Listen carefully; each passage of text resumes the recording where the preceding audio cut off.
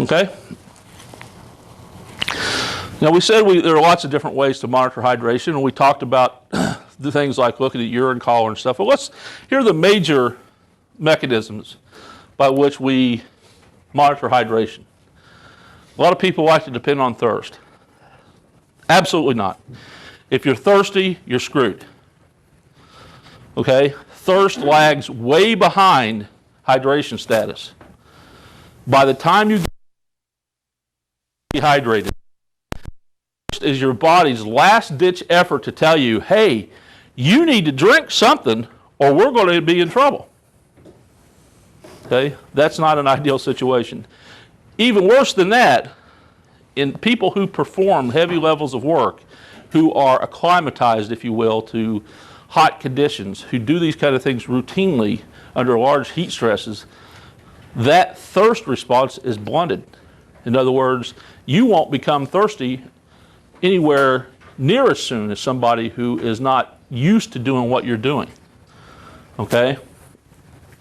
So it's a bad idea for anybody. It's a really bad idea for you. Okay? Urine color. We mentioned this. And yes, you can use urine color as an indicator of hydration status, but only under certain conditions. We would like to see a light yellow color. It can be indicative of euhydration. Euhydration just means adequate hydration. But only as a long-term indicator. Now, what I mean by that is that if you check the color of your urine and it's dark and you know you're a little bit dehydrated, so you go get a liter of water and you pound that son of a bitch. Okay? It's like we were talking about with you earlier. Take that thing and drink it in the next 15 minutes. At the 20-minute mark, you're going to be back in the bathroom taking a leak. What's your urine going to look like then? It's going to be really clear. It's going to be really light. It's going to really have lightened up since that. But does that mean you're properly hydrated? Mm-mm. Okay? There's something that we call a renal reflex. When you take in a lot of fluid into your system, especially into your gut, it causes your gut to expand a little bit. And your brain interprets all these signals from your gut and from your cardiovascular system as increases in water load and increases in blood pressure. And one of the things your body does to try and compensate for that is it causes you to start passing things into urine. It starts shedding water through the urine. And that's exactly what happens. If you drink fluid much faster than it can be absorbed from your small intestine into the bloodstream, it will stay there. It will expand the gut, make the brain think you got too much water on board, and the brain will tell the kidneys, hey, let's start dumping some water here. And it does that through a lot of neurohormonal communication systems, but that's basically what happens. It turns the kidneys and says, hey, get rid of this water. We've got too much. When in actuality, you don't have enough, and it can make things worse. Okay? So as long as you're aware of that, okay? So what we say is let's use urine color like in the mornings. Coming in the morning, not your first pee, because the first pee is got a lot of crap that your urine, or that your kidneys, your ureter, your bladder and things shed, a lot of skin tissue or a lot of tissue and stuff that can really affect the color of your urine and the density of your urine. So don't look at that one. Okay? Maybe after you've been up for an hour or so, you've taken that first morning pee, then you go and you take a pee and you look at it. Now you can use it as an indicator of what your hydration status is right then. Okay? And if it becomes darker as the day progresses, you know you're getting more and more dehydrated, and you can adjust. As long as you don't binge on the water and flush your kidneys. Okay? So just be aware of that. Okay? A dark urine is usually indicative of concentrated or state of dehydration, but it can also be an indicator of a urinary tract infection or the clap or something like that. Okay? Any kind of infection from your kidneys to the tip of your pecker can cause your urine to be dark. Okay? So you got a little burn when you're peeing. That's probably not a good thing, and probably not a good idea to use that urine collar as an indicator of your hydration status. Okay, urine-specific gravity. We'll talk about that one here in just a second. Pre-post work body weight. This is actually a pretty good one. Okay, because we know that a liter of water weighs a kilogram. Okay, it's a simple fact of physics. So if we go in and we do a bunch of work and we know how much we weighed, and when we say weighed, we're talking about nude body weight. We're not talking about, or at least in dry clothes, okay? In other words, there's no water contained in the clothing.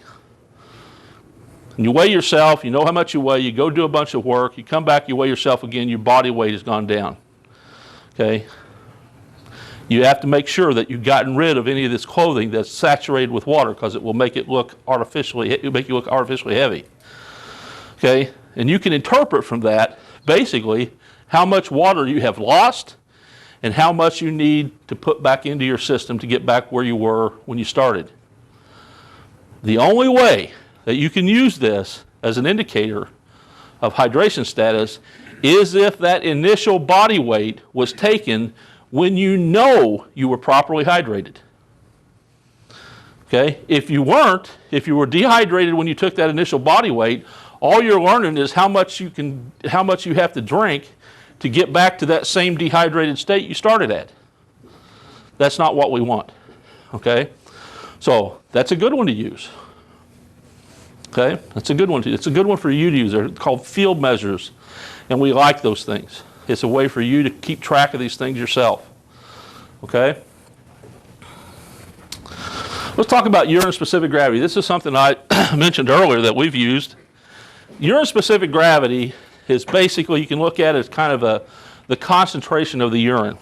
And from a medical standpoint, or from a clinical standpoint, we expect concentration of the blood. In other words, the salt and electrolyte and the concentration of the blood to be basically exactly the same as the urine. Okay? Now hopefully the urine won't be full of protein, because that's another whole problem altogether, but these two things should be pretty close together.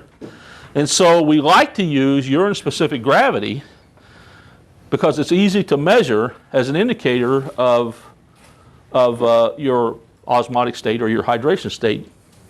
Okay? And that's good, but, and I like to use that one because I'm not having people pee in a cup, but it's a number, and that's something, as a scientist, we get hung up on numbers, okay? But there are problems with this too. It's not a good way to monitor your hydration status in women.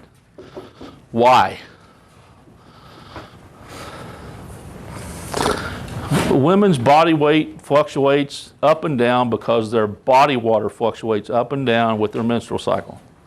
So you can use this with a woman just like you can the others, like body weight and urine collar and all these other things, but you have to know where she is in her cycle. Is she retaining water? Is she shedding water? Because that is separate from true body hydration status, tissue hydration. Women are complicated. Okay? And then there are other things like disease states and kidney problems and things like that that are kind of asymptomatic, or things that you don't know about. We call them subclinical, that can interfere with that also. But in general, it's a pretty good objective measure. It's not somebody's opinion. You know, when you look at the collar, it's like, okay, well, you know, that's kind of light yellow. And somebody else may look at it and say, no, that's yellow. That's not light yellow. That's straw colored, whatever. Okay. The point is that most of these things, other than the self, and that's important for you to understand, because your captain or your chief is not going to come and look at the color of your urine. I don't think. Okay? If they do, I don't want to work for them. So it's up to you. And in actuality, that's why I'm standing here, is because these issues with heat stress, hydration, and all that are things that you need to know about and you need to work on yourself, because it's not your department's responsibility to do it. Okay? It's like fitness level. I'm sure you guys, and especially if you guys work for, I know some of you guys recognize some of you guys work for IFD. You can go around IFD and there are guys on the job that look like me. Well, I got news for you. I got no business trying to fight a fire. Okay? I'm not healthy. I'm old, fat, out of shape. It would kill me to try to do what you guys actually are supposed to do. But there are guys on the job that look just like me. What do? They hide. Okay? They're putting in their time. They're trying to get to that 30-year mark. Well, I understand that. I understand a lot of you guys try to, a lot of people try to support those guys and they help them do those things, but they're not doing anybody any favors. Okay? Because they're putting other people in jeopardy to do that. Okay? So, your responsibility. Okay, let's talk about what we can do to battle dehydration. These are the kind of questions I always get. What should I drink? How much should I drink? When should I drink it? Can I drink coffee? Do I need to drink things like Gatorade that have electrolytes in them? How do I make sure that I'm replacing electrolytes? Well, let's just talk just for a minute about what electrolytes are. Can somebody give me a definition of electrolytes?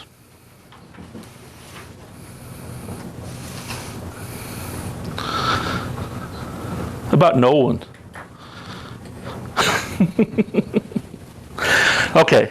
No, electrolytes are just minerals. They're sodium, potassium, chloride, manganese, magnesium. They're just minerals that are in the body. Why are they important? Because they are absolutely vital to cellular function. Your muscles cannot properly contract and relax without the proper amount of electrolytes in the interstitial fluid and in the intracellular fluid. Okay? That's true of all your tissue. Your brain tissue doesn't function right. Your nervous tissue doesn't function right without the proper amounts of these minerals inside the cells and outside the cells. Unfortunately, that when we sweat, because these minerals are dissolved in the water, when we lose the water through things like sweating, we carry these electrolytes out of the body. And so they have to be replaced. But people get a little carried away with electrolytes. Okay?